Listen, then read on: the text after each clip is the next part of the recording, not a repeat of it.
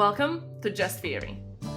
In this episode, we had the privilege of speaking with Baroness Hale of Richmond, the former president of the UK Supreme Court between 2017 and 2020, as well as a renowned academic and one of the most esteemed figures in the history of the UK judiciary.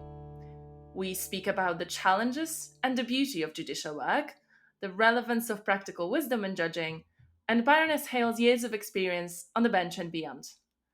We hope you enjoyed the conversation as much as we did.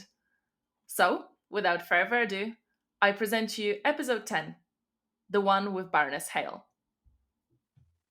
Thank you, Baroness Hale, for joining us today. This is very much appreciated. We had the pleasure of meeting you before at the Inspirational Women of the Law awards and exhibition in Newcastle several years ago, but in a different capacity back then. Today, we were wondering if we could touch upon some questions on jurisprudence and judicial practice, but not in a theoretical manner, because we do appreciate that jurisprudence people have a very complicated relationship with jurisprudence. Well, certainly jurisprudence in the sense of legal theory. Obviously, we have a much less complicated acquaintance with jurisprudence in the sense of case law. Yes, of course, there are two ways of speaking of jurisprudence, and our podcast is very much philosophical. However, today we wanted to ask you questions that are more general about judicial role, and also philosophical questions, really, that all of us are often facing. One such question or one such dimension which I picked up in your interviews is your commitment to thinking outside of the box.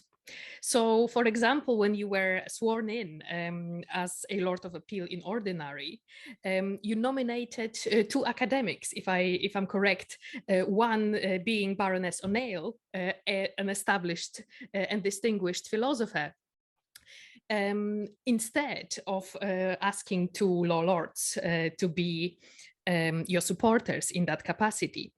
So this key inspiration of thinking outside of the box and doing things differently is one dimension that I think you would share with philosophers. So I was just thinking how important it is to think outside of the box and how important it is for the judge to have a philosopher on their side. Well, thinking outside the box can come in comparatively trivial senses, can't it? I chose those two very distinguished academics, one a philosopher and one a scientist, because I knew them very well. They had been the chair of a charitable foundation of which I was a trustee, and I wanted to demonstrate that my background and links were as much in the academic world as they were in the justice system. But a comparatively trivial thing. More difficult is thinking outside the box when you're actually trying to decide legal questions. To what extent can you go outside the parameters of the argument which has been presented to you? This is a difficult and controversial question. And to what extent can you bring in your own researches and your own thoughts to the deciding of a case?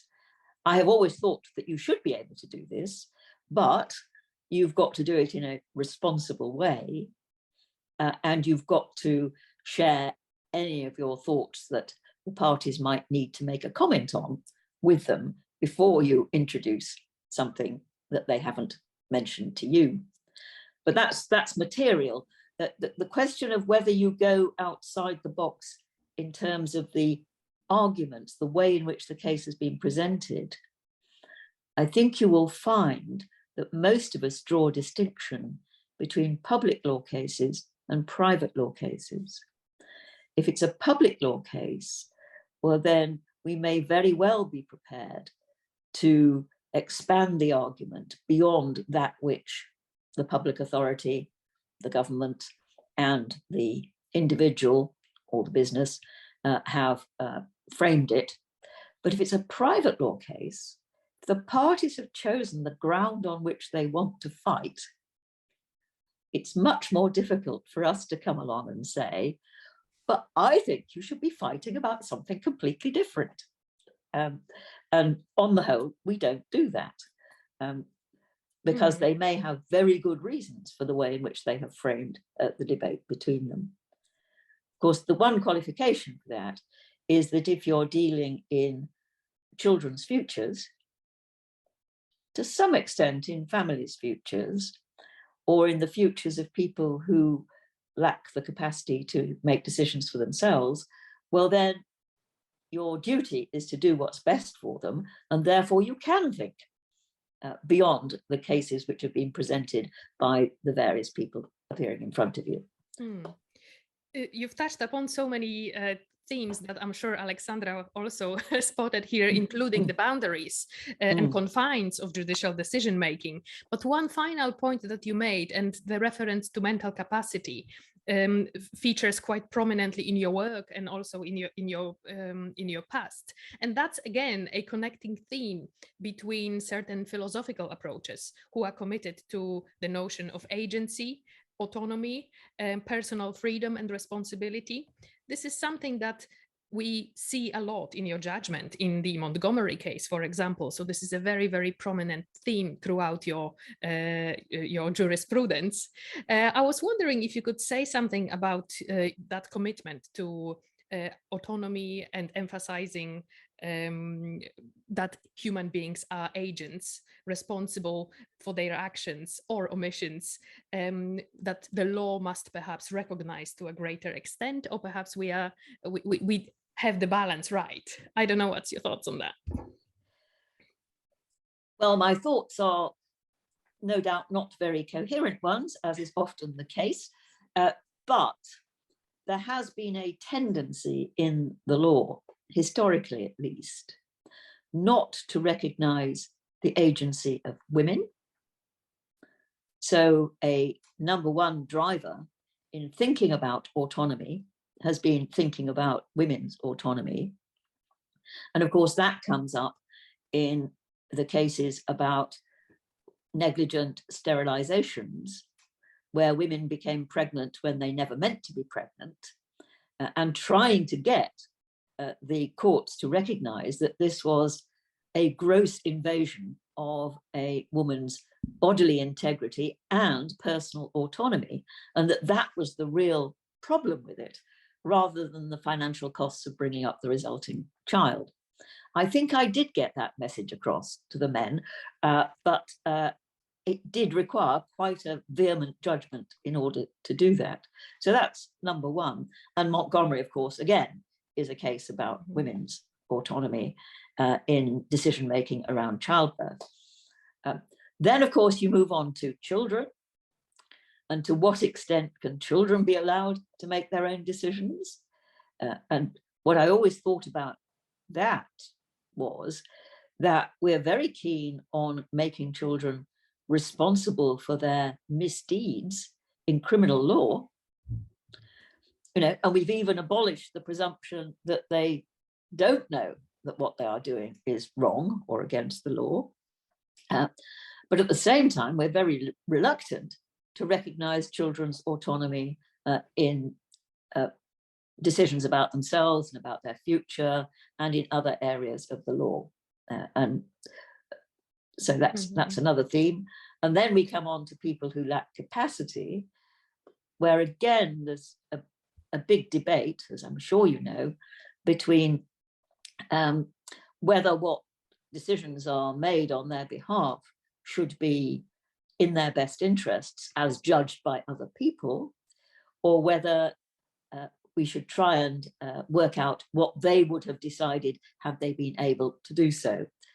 Of course, what we've done in UK law is something of a fudge between the two. We've said the basic thing is best interests, but best interests includes doing, unless it's clearly contrary to their best interest, what that person would have wanted to do had they had the capacity to decide. I mean, it's a simple thing, isn't it? When you're deciding what to give somebody to eat, it makes no sense to try and feed them things that they don't like eating. You might just as well take their food preferences subject, of course, to health and so on and so forth, into account when deciding what to offer them to eat.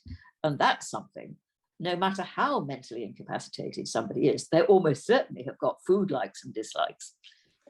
It's fascinating hearing about this, because what transpires to me is that legal training is as important to a good judge, or should be as important to a good judge, as the certain interdisciplinarity and practical wisdom. And I wonder how we can reconcile it in a world where judges are constantly in a public eye. And I think the public expects both, it's very visible in the US, what's happening with the Supreme Court and the leaked opinion in Dobbs. It's becoming very apparent that there is an immense pressure on the court to play partisan wars and engage in those political activities. And there's this temptation to say that, oh, we just need the legal education and we need the judges to just stick to the law, however defined, and probably in more formalist sense. I wonder how we can reconcile this with the very real need, and how we can translate this need for very practical wisdom to the society. Well, it's not possible to draw clear comparisons between the situation in the United States and the situation in the United Kingdom. And that is, of course, because in the United Kingdom, the Supreme Court and no court has power to strike down provisions in acts of the UK Parliament.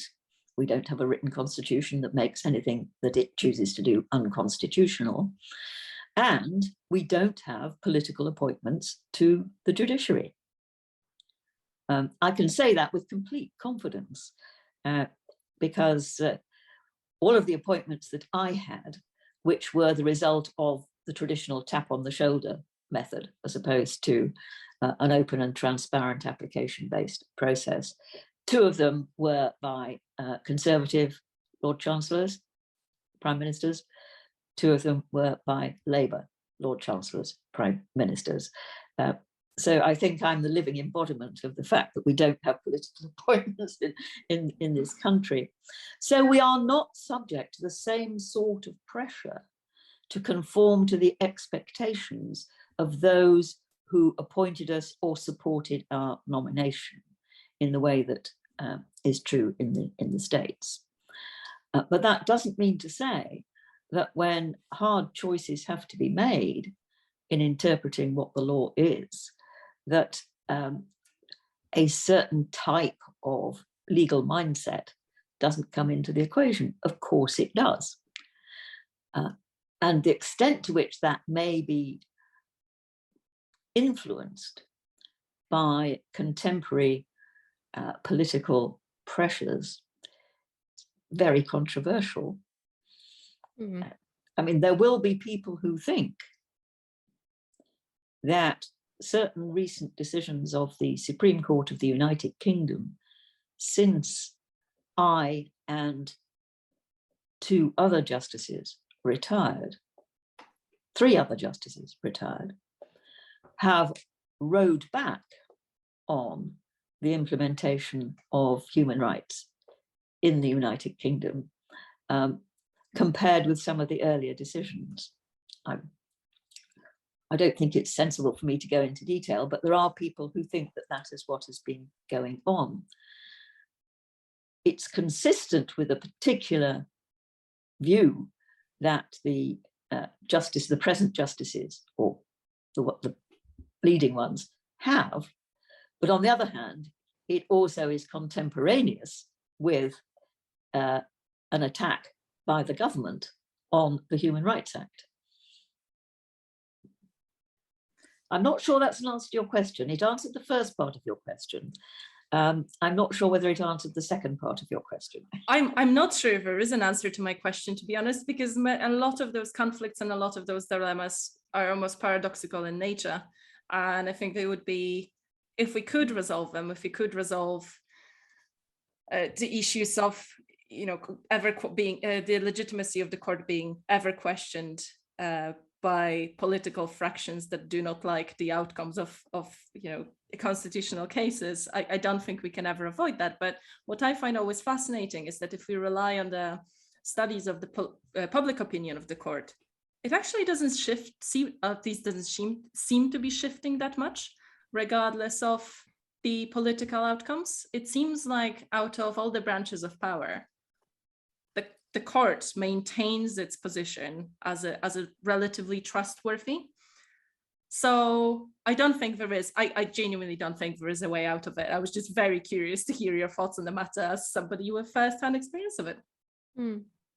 I found it very, very fascinating, and again made me think of the complexity of judicial decision making. It's not simply delivering decision on the purely legal matter, especially in the highest appellate courts, in the Supreme Court. You will be faced with novel decisions and novel cases that are not necessarily covered by the existing precedent, and the boundary between making a decision that could appear to some political in nature is sometimes difficult to be drawn. And this also takes me to this idea of dealing with imperfection and complexity that you did mention again in previous interviews, that a judge, again faced with a novel decision, novel judgment, sometimes must reconcile competing demands, whether this is a demand between principle and policy, or perhaps competing rights, freedom of expression and privacy right, for example. So this made me wonder, when you face incommensurability of some kind between principle, policy, or competing rights, do you approach this more methodically, where you accord priority to some kind of concerns, perhaps deontological concerns about fundamental rights, or this is more kind of an intuitive process that is decided on a case-by-case basis, depending on the circumstances of the case? How do you approach complexity and competing demands that judge must sometimes, in a tragic fashion, reconcile? I think it's both of those things. By definition, the cases that come to the Supreme Court in the United Kingdom, at least, involve arguable points of law of general public importance. So there are cases where the answer is not clear. But you have to start with the existing materials that point you in the direction of the answer. If you are interpreting legislation, well, then there are existing principles of how you interpret legislation.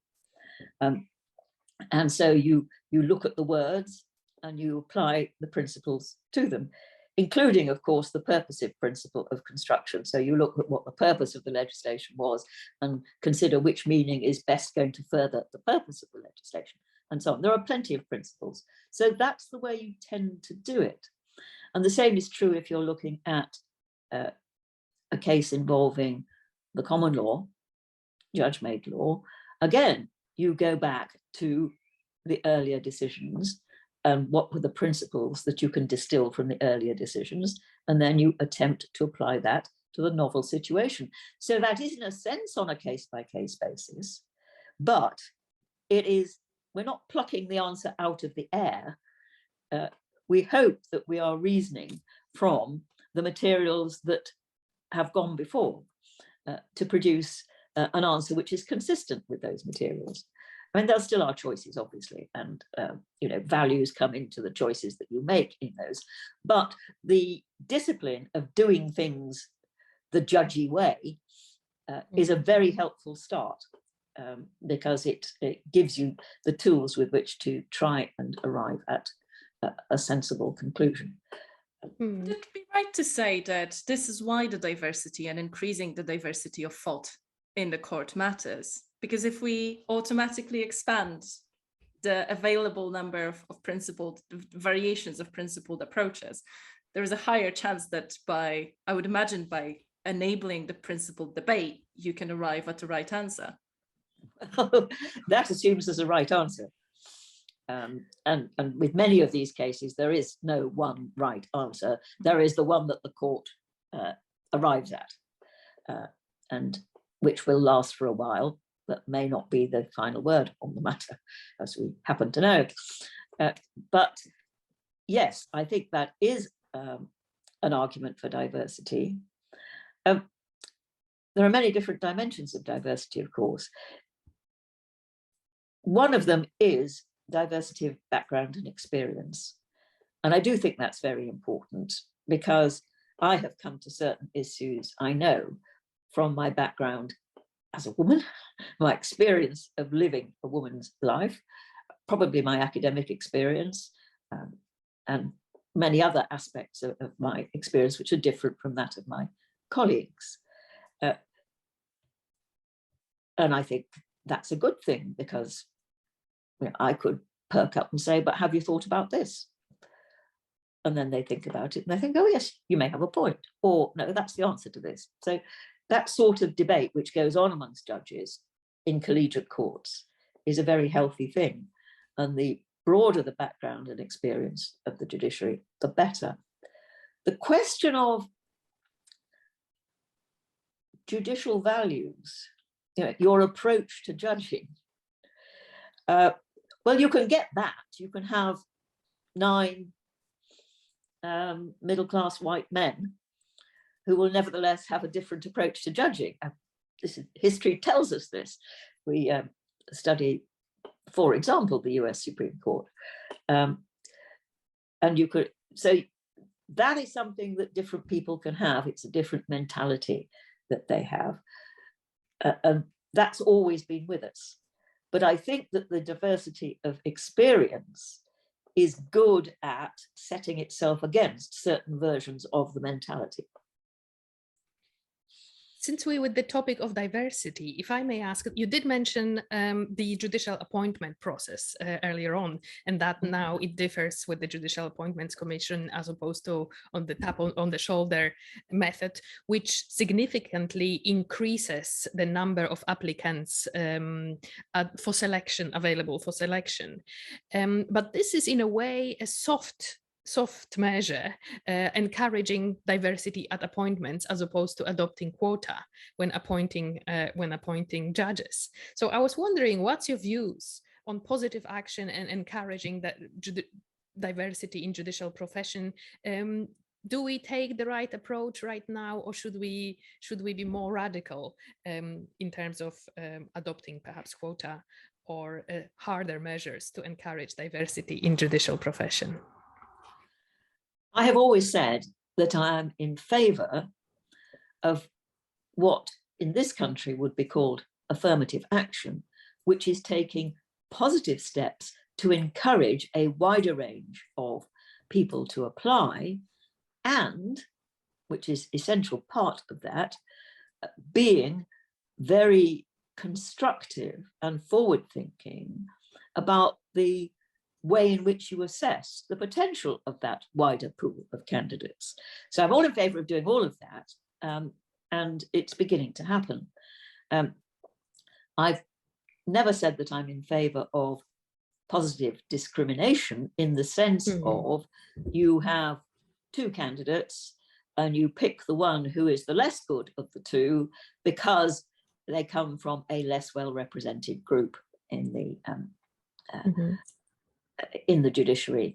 To do that consciously would, I think, be bad for both sides. It would not improve the quality of the judiciary, and it would cast doubt upon the appointment of all the people in the less well-represented groups, even if they had been appointed because they were the best. So I'm not really in favour of doing that. But at the same time, I recognise that it's incredibly difficult to define what you mean by the best. And different people, because I've experienced this, obviously, chairing appointments commissions for the Supreme Court, different people have different ideas of what makes the best candidate. And if you have 5 people on the appointing commission, one of them will be looking for a particular sort of legal experience. One of them will be looking for a particular sort of social awareness, and Another will be looking for, I don't know, expertise in a particular subject. They'll all be looking for different things or weighting the different things that we all agree that we want in different ways. So deciding who's the best is a simple way of putting a very complex issue. But that doesn't mean to say that I think that we shouldn't still be trying to appoint the best. That's interesting. Can I just since we're on the subject of nomination, I remember with one of our past guests, we discussed the idea of legal training for judges and how there are certain jurisdictions where you effectively choose to become a judge at the very beginning of your career.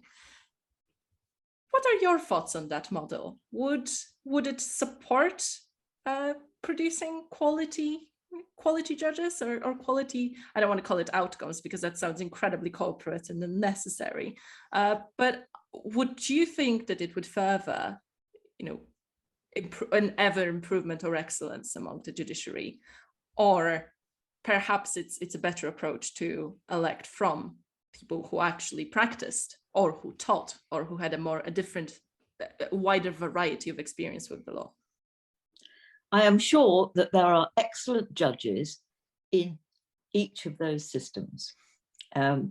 So I wouldn't want to say that one of them was necessarily better than the other, but in the common law world, our practice is to expect people to have had experience outside the judging before they become judges. We now accept a wider range of experience outside the judging, which is a good thing, but we don't have judging exams, really, and we certainly don't have the system in most of continental Europe, where you do a law degree and then you choose you're going to be an academic, you're going to be a practitioner, you're going to be a judge, and then you go to judging school and you do the judging exams. Well, we haven't done that, I think, in any of the common law countries. The advantage of having a life outside judging, obviously, is that you have a broader understanding of how the world works, how the commercial world works, or how various aspects of the world, but I think particularly the commercial world, because that's the context in which people are most laudatory of our common law way of going about things. And we think that that practice is a good training for being a good judge as well. The practice of actually being in court or experiencing what judges do to you might or might not turn you into a good judge. There are different ways of thinking about that, because there are some people who are very good advocates who make very bad judges. There are some people who are very good advocates who make very good judges, but there are some who make very bad judges because they cannot take their advocacy hat off and put their judging hat on and remain silent and neutral and as unbiased as they possibly can be in the course of doing their judging. Whereas I imagine that somebody who has not been an advocate would not be subject to that same temptation to behave like an advocate that can sometimes happen in common law countries. So I can see there are arguments either way. There are some countries that do both. In the Netherlands, they do have some people who embark upon a career in judging, and they do have some people who are appointed later on. And I think that may be true in Norway as well. So you have a variety of experiences, which might be the best, but actually I think ours is good. Half of the world and the commercial world probably thinks so too. So this again makes me think of the importance of context and recognizing intricacies of the context in which whatever decision we are making is being made, or whether these are practical solutions on appointments and nominations. All of this, to some extent, will depend on the jurisdiction we're looking at, or the situation, perhaps, that is present at a given time and place. So temporal and spatial reflection was again a prominent theme in philosophy, the way in which ideas change over time and the responses to those ideas change over time. And my question is really, Is that judicial decision making which shapes reality, or perhaps it's other way around, that judicial decisions are just a reflection of the changing reality, especially when faced with those novel cases? When you have a novel case, is it, so to say, the consciousness which shapes reality, or reality is shaped by consciousness? Again, just to use a somewhat philosophical metaphor here. Which way around does judicial decision making goes, or perhaps both ways? I don't know. Well, that's the philosophical equivalent of the chicken and egg question, Yes. isn't it? Which comes first? Mm-hmm. And my own observation, not necessarily always in judging, but in law reform and the development of the law, is that society and public opinion move in a particular direction. The law then catches up and may move a little bit further than society and public opinion has moved. And then society and public opinion catch up and move a little bit further. And it goes on like that in a series of steps. That seems to be the general pattern. I suppose Montgomery is a good example here, because in Montgomery, the judgment reflects what the medical profession adopted as their practice long ago in approaching the patients and asking the patient for their wishes and choices, or making a decision together with the patient. But Montgomery goes even further by adopting this subjective element and saying you need to ask this concrete patient before you and in front of you, not simply an average patient. So I wonder if that Montgomery is that kind of decision which embraces the existing practice, but also pushes the field further. Yes, I would agree with you. But there's something else sitting there as well, which was that the medical practice, at least the official medical practice as recommended by the official bodies in England and Wales, not necessarily in Scotland, and of course Montgomery was a Scottish case, had indeed moved beyond what the House of Lords had said the practice was in the Sidaway case. The House of Lords had been extremely deferential to the medical profession. So the medical profession had moved on a bit, but of course so had the whole of society, including the judges, no longer so deferential to the medical profession. And recognizing that if there are choices to be made by or on behalf of a patient, this is not a purely medical question. Since we are here, if I may ask about those, again, changes in medical profession and environment, obviously the COVID-19 pandemic was an unprecedented development, both for the policymakers and lawyers. The recent decision of the High Court in the Cathy Gardner case, I'm not sure if that came across, indicated to some extent unprecedented move for the recognition of the right to life in the circumstances of the COVID pandemic. Is that one example of where the courts, even though obviously it's not the Supreme Court making that decision, so that's again controversial what they've done to some extent, but when you faced with a complete novelty, a situation as novel as COVID-19, is there some leeway, even for the lower courts, to respond to that reality in a creative fashion and in a fashion that embraces the change most effectively? Well, there is always, of course, because all cases start in a trial court, and they're not always hearing witnesses and so on, but they all start in a trial court. So the problem is presented to the first instance judge or court before it's presented to any appellate court. The constraint on the first instance court in the common law system is that they have to follow binding precedent from the higher courts. But if there is no binding precedent from the higher courts, well, then of course they have to make up their own minds about what the answer is. That's what they have to do. Just as the appellate courts, when they come along, if it goes on appeal, will have to do the same thing. It's an inevitable part of judging. And when I was a first instance judge, there were several cases where I had to fly blind, in the sense that there was nothing to tell me how I should be deciding the particular case. So yes, there is the possibility of being creative. Nothing wrong with that. Is that very stressful? Sure that, sorry? Is that very stressful? Is it actually a situation that on a judge who delivers a decision in a novel case imposes a certain anxiety or it sounds stress? like a lot of pressure and a lot of responsibility. Like, also, if I was to make that decision, I will be like literally on, I'm creating here. I mean, deciding a novel point of law is no more difficult for those of us who like points of law than deciding who is telling the truth.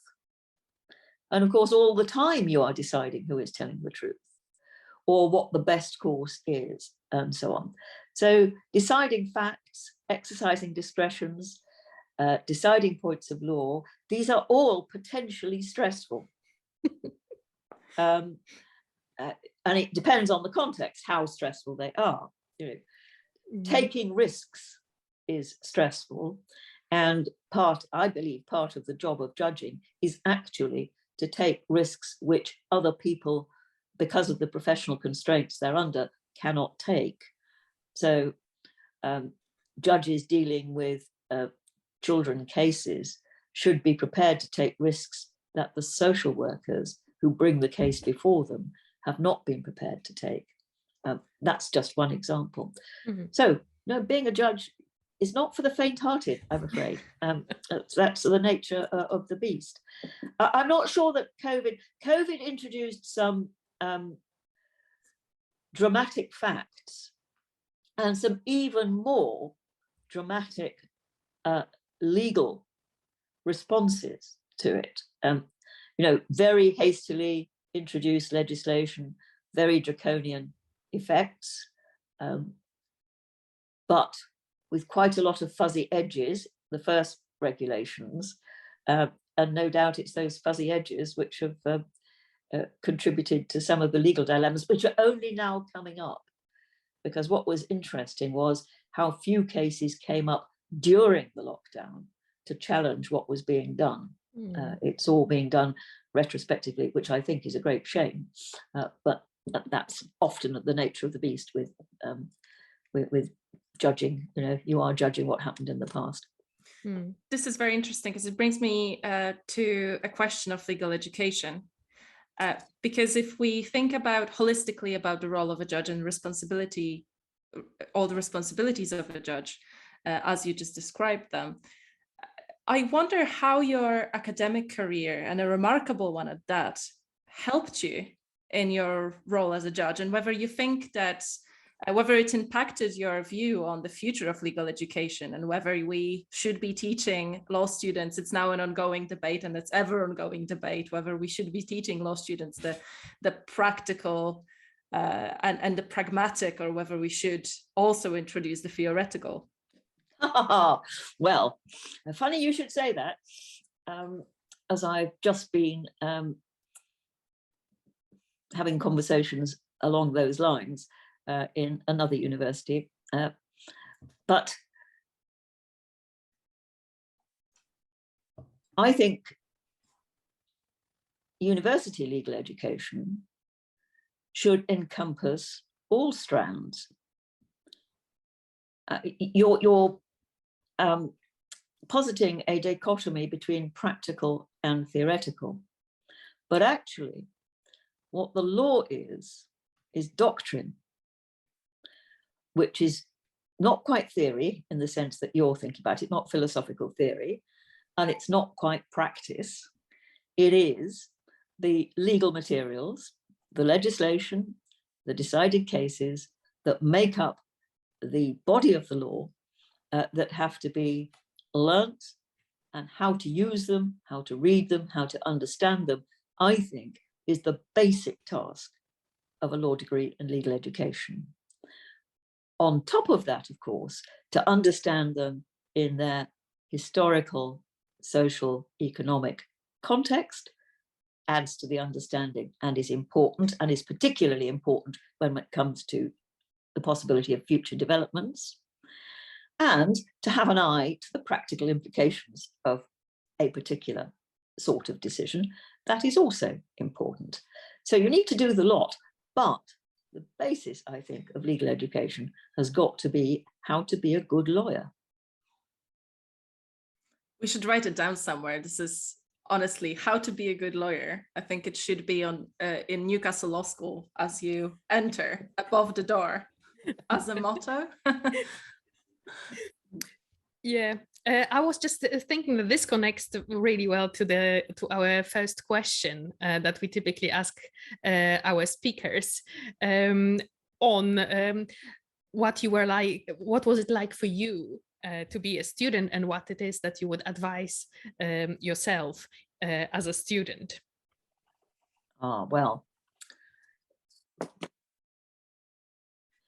I think that I had a very good, on the whole, quite traditional legal education at the University of Cambridge, where the focus was on teaching us to be good lawyers, teaching us how to read the legal materials, how to understand the legal materials, and how to work with them to solve practical problems. It's the wonderful thing about law exams. You're given a problem. There may or may not be a right answer to it, but what you're asked to do is reason your way from the legal materials to an answer. And that was what I most enjoyed about reading law at the University of Cambridge many, many years ago now. And what I got the impression, talking with law students not far from here yesterday, that's what they like too. They like this sense that you're doing something doctrinal and rooted in the materials, but it has a practical outcome, X wins or Y wins or whatever. So you can see the human or the business story to it all. And in, so to say, more personal sense, what would you tell your student self? How would you advise to do things perhaps differently that you did, or perhaps perceive things differently than you did, or you just happy with the education you received and experience you had, yes, and your responses to that experience? No, I wouldn't tell my student self to do things any differently from how I did. I thoroughly enjoyed not only my legal studies, but also my university experience, mm-hmm, which was a big change from my previous life, and it was wonderful, and I made the most of it. So any student has to be told to make the most of the intellectual, but also the social and cultural and sporting and political, even any opportunities that come their way that they can enjoy. Because I think what everybody has to do in their education is to enjoy enough of it to make them work hard at it and be good at it. But I'm not going to say that as advice to my student self, because that's what I did. I think so, what you said was, what do you wish you could tell your student self, which is a different thing. True. That was the question. And I think what I wish I could tell my student self was, wow, do you know what's going to happen to you? And with that in mind, who would you say, or what was the biggest inspiration in your career? But it's been different at each stage. You know, childhood, parents, undoubtedly. University, some inspirational teachers. As an academic, some inspirational colleagues. As a legal practitioner, inspirational, successful, leading barristers, and judges. And then as a judge, inspirational judges. So a different person or persons at each stage in my career. But possibly, sort of the culmination would be Lord Bingham, who I think must count as the greatest judge in the UK in the 21st century, who was a remarkably good judge, but also a very humane human being. Not saying he was perfect, but he was and a good leader. And so when I was president of the Supreme Court of the United Kingdom and a dilemma came up, one of my first questions was, well, what would Tom Bingham have done? I wouldn't necessarily do what he would have done, but I wanted to try and work out what he would have done, because he was a good role model, at least for me. So, if you could read only one book for the rest of your life, what would it be? And that's been described several times as the hardest question on the list by our guests. No, I think it's quite easy. Desert Island Discs. It's either the Bible or the complete works of Shakespeare. Choosing between them is not easy, but I think I would probably choose the complete works of Shakespeare. But it's a toss-up. It's really 50-50. But they're the obvious ones. There's so much there. There's so much literature, philosophy, wisdom, history, stupidity. There's everything. All human life is in both of those books. There's even law. So oh yes, lots of law, particularly in the Bible, of course. Yes. If not law, what alternative career path would you have chosen? I think I would probably have been an academic of some sort, or a teacher of some sort. If it had been possible when I was a student, I might have considered going into the church,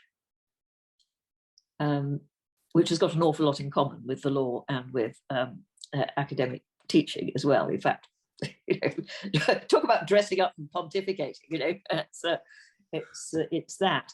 But I was quite religious earlier in my life, and there were features of the whole drama associated with the church, which plus the preaching, of course, which really appealed to me. So, but of course, that wasn't open to women when I was thinking about a career. Although one of my colleagues who read law at Cambridge and then went on to have a very successful career working in the legal secretariat of the Council of Ministers in the European Union, when she retired, did qualify as a Church of England clergyman, and I think is still practicing as such. So you could see the similarities. I think we are all very happy that you chose law in the end, I must say. So, oh, well, I had absolutely no doubt. The moment I got started on reading law, I had absolutely no doubt that, quite by chance, really, I had made the right choice. And the final question for today, finish this sentence. One thing no one talks about in the legal sector is? That's the most difficult question. And what I have come up with is privilege.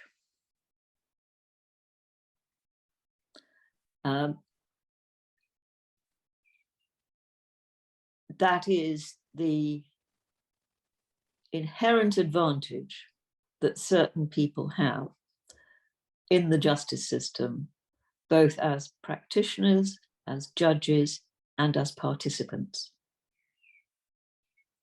I mean, I could have said class, which comes to much the same thing.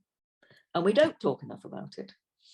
But I think it's quite useful to focus on the privileged side rather than the lower class side of it, because I think it is something that we ought to talk about a great deal more than we do.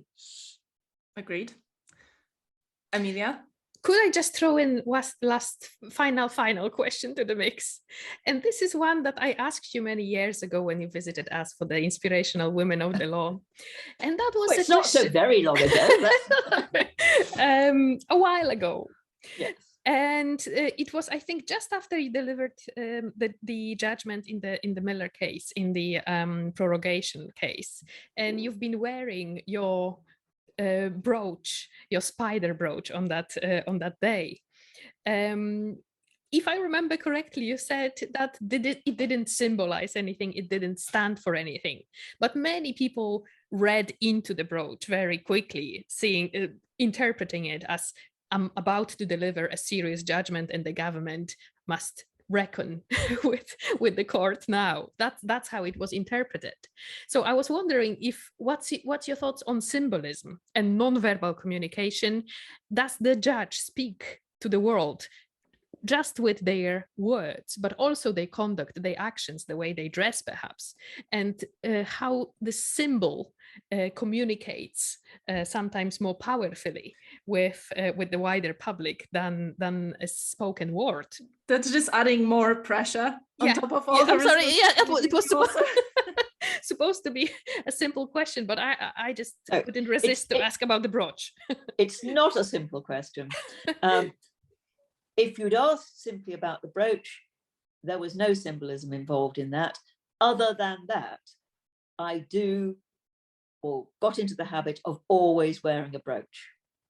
It was the way of kind of lightening the mood of the rather somber clothing that we had to wear when we weren't wearing robes. So there was no symbolism involved.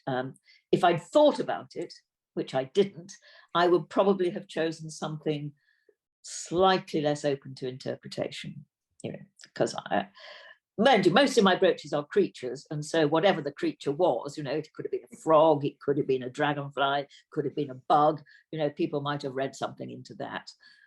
So if I'd thought about it, I would probably have chosen a bunch of flowers or whatever, something anodyne.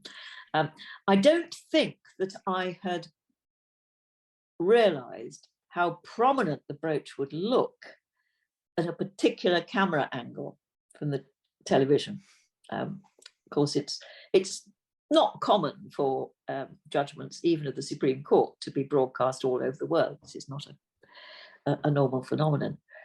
But of course, if you take the wider question, there are a lot of symbols. I mean, in a way, the wearing of robes is a symbol. The wearing of wigs is a symbol, one with which I profoundly disagree. The way in which the courtroom is configured is a symbol. See, in the US Supreme Court, for example, you've got a straight bench for the 9 justices and a podium in front of it, which the lawyers, when they can get a word in edgeways, harangue the justices. Each of the justices, of course, are firing, well, those who want to, are firing questions at them.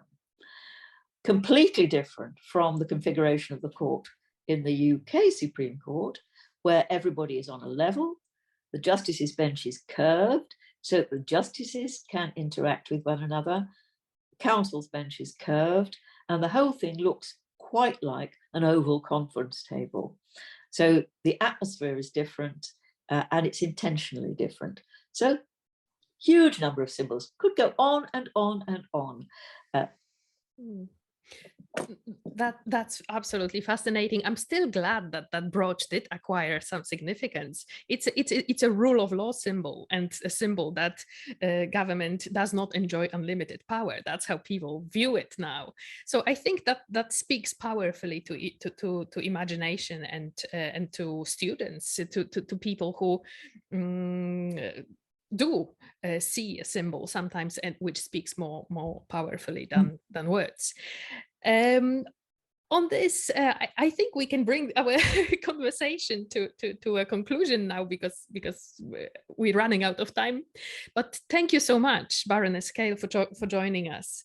It was absolutely fascinating to have you and to explore semi-philosophical themes with the most unique judge we had so far on the Supreme Court, in my view. And that's not to diminish any other justices on the bench. No. Oh, well, thank you both. It's been very enjoyable. Hi, it's Aleksandra here. Thank you for listening. We hope you enjoyed this episode. If you like our project, have any questions, or would like to recommend a guest or a topic, drop us a line on just.theory.project@gmail.com. This season was made possible with the generous funding of Newcastle University. If you like, you can buy us a coffee. Your support will enable us to continue our work. Just Theory, changing the face of legal theory.